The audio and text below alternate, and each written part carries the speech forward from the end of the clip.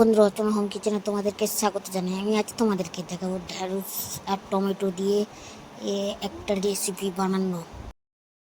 তো দেখো, প্লেটে টমেটো আর পেঁয়াজ কাটা রয়েছে। তো টমেটো, পেঁয়াজ, ঢ্যাঁড়স ভাজা হবে।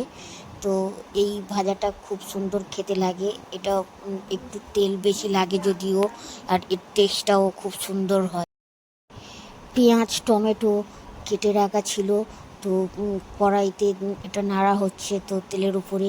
আর এতে কাঁচা লঙ্কা দিয়ে এইটা হবে একদম পুরো এই রান্নাটা। তো এতে কোনো শুকনো লঙ্কা ব্যবহার করা হবে না, লঙ্কার গুঁড়োও ব্যবহার করা হবে না। তো দেখো, আমাদের ঢ্যাঁড়সগুলো কেটে রাখা ছিল ধোয়া।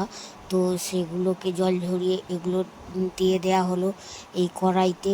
আর কড়াইতে দিয়ে নাড়া হচ্ছে, নাড়তে নাড়তে একটু নরম হয়ে যেতে তাতে পরিমাণ মতো লবণটা দেওয়া হলো। যেহেতু লবণের মেন স্বাদ লাগে, তো লবণটা তো দিতে হবে। লবণটা দিয়ে একটু নাড়া হচ্ছে। তারপরে হলুদের গুঁড়ো দেওয়া হলো। আর হলুদের গুঁড়োটা দিয়ে এটাকে নাড়া হচ্ছে। হলুদটাও একটা স্বাদের ব্যাপার। তো স্বাদের জন্য হলুদও লাগে, তো সেই জন্য হলুদটাও দেওয়া হলো। আর এইরকমভাবে নাড়া হয়ে হয়ে একদম পুরো মানে হয়ে আসবে।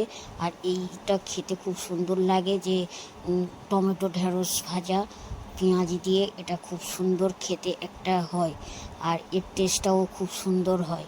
তো আস্তে আস্তে হয়ে এসেছে। এবার কাঁচা লঙ্কাগুলো, কেটে রাখা কাঁচা লঙ্কাগুলো একদম গাছে থেকে তুলে ওগুলো ফাটিয়ে দেওয়া হলো। তারপরে একটুখানি পাত্রে চাপা দিয়ে রাখা হলো, গ্যাসটা হালকা করে। তারপরে দেখো একদম হয়ে হয়ে এসেছে।